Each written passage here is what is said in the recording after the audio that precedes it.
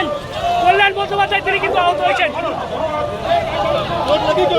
কল্যাণ বন্দ্যোপাধ্যায় আহত হয়ে পড়েছেন।